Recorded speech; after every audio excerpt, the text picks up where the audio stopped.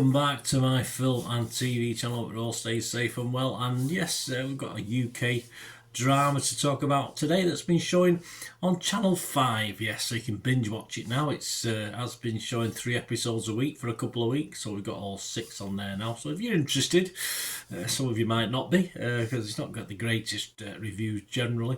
We're going to look at something called The Feud. Yes, it first aired on the 14th of April, the 15th of April, 16th of April, and the last 3 episodes were on the 21st, 22nd and 23rd of April. So I'm doing this review on the 24th of April, because I've caught up with it and watched it all.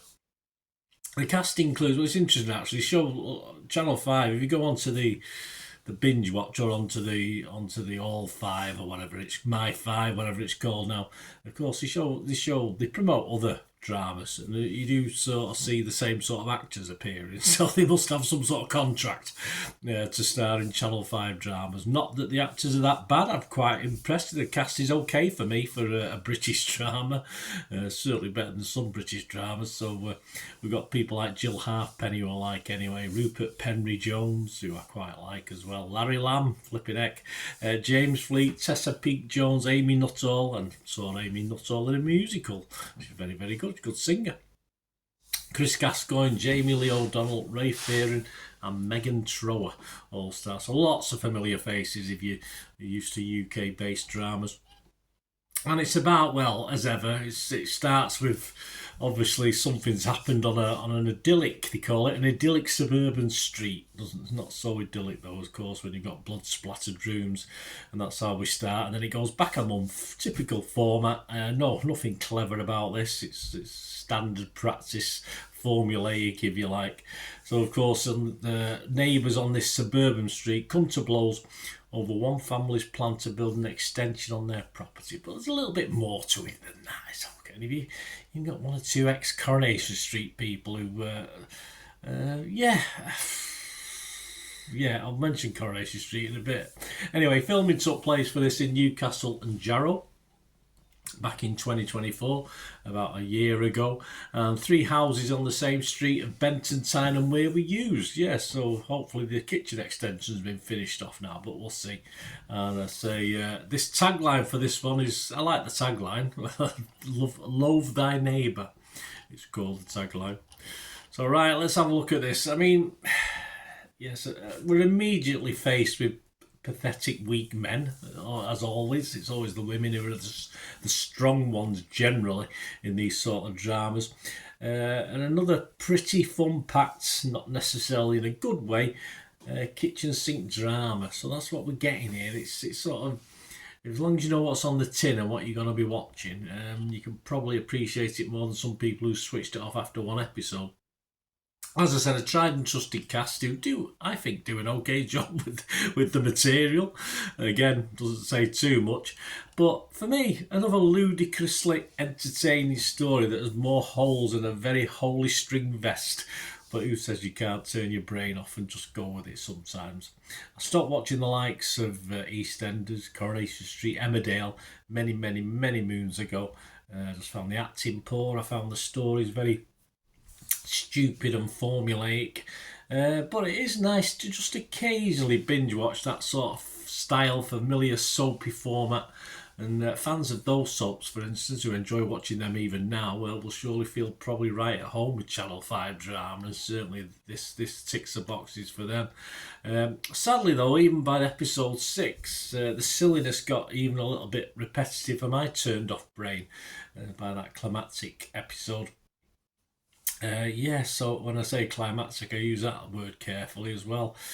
So I'm not alone in negativity towards this, although I'm not totally negative, as you probably will find out in a moment when I sum it up. But a couple of other views. Benji Wilson from The Telegraph just scored it 1 out of 5. He thought he was being generous.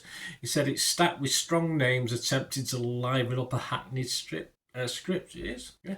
It's just Channel 5 drama. We more or less know. I think we know what we're going to get now from a Channel 5 drama. Ed Powell from iPaper was kinder. He gave it 3 out of 5, so he was okay with it actually. Yeah, he said it was over the top and silly, but in its depiction of suburbia as gossip-filled purgatory, The Feud feels right on the money, and I think I think if you know what you're letting yourself in for, it's fine. Okay, occasionally I do like to watch pulp crap. I do, and this ticks the boxes for me. I can't heartily recommend it, obviously, because I know it's not very good. But yeah, you can't sort of question Channel 5's ability to produce this sort of formulaic drama. And then, of course, if you like their dramas, which many of you will do, there's always people who do like them, then fill your boots with this one. Overall score-wise, there's nothing on Rotten Tomatoes or Metacritic, but I went over to have a quick look at Internet Movie Database before I was recording this, and it's getting an okay 5.8 actually. It's not a total disaster, but only 181 scores and reviews, so not many people have contributed to that, but I can see this getting between 5 and 5.5 long term once more people have watched it, but yeah, not fantastic. Personally, yes, on Rotten Tomatoes, I did rate it wrong. I can't seriously rate this as a fresh. I was mixed on Metacritic though. I couldn't be totally positive, although I could almost be totally negative. There's still things in it, as I said, I was able to enjoy just the crapness of it, in fairness, if that's the word, crapness, it is now.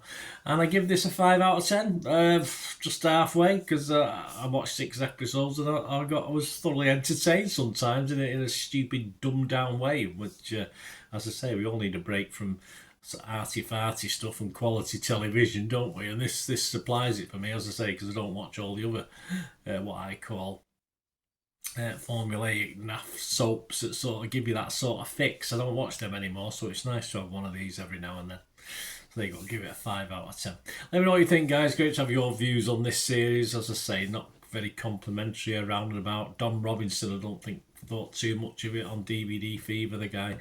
He's always, even if there's no critics are giving a review, he's usually popping up, so yeah, I like Dom. He's a lot of the series. He doesn't get past the first couple of episodes, and I'm not too sure how far he got into this one either. Let me know your thoughts, guys. Let me know your comments. Hope you enjoyed this little review. If you do like what I try and do on the channel, guys, you want to help support me in the future, all I ever ask is you keep watching and listening. To help me out, guys, if you watch the ads, if the ads on this YouTube ads, that helps in a very little way, but it all helps. Watch the pennies and pounds look after themselves, they say, don't they? Or the pennies or the 10p's look after themselves. But if you watch the ads or follow the links on the ads as well, that's always a nice way to support the channel. If you sort of hang on for it, I've done that. I watched other people's and followed the ads, just something I fancied, which does happen from time to time. Of course, you can support me by pushing that subscribe button as mentioned earlier, and that's of course pressing the button so you know when these vlogs are coming out. And of course, I'm always interested in your opinions, and of course, if you can give us a like, that'd be wonderful as well. So thanks for watching, guys. Hopefully I'll join you very, very soon with something else. Until we meet again, I'll never ask one thing, don't I? Please stay safe, everyone. Bye for now.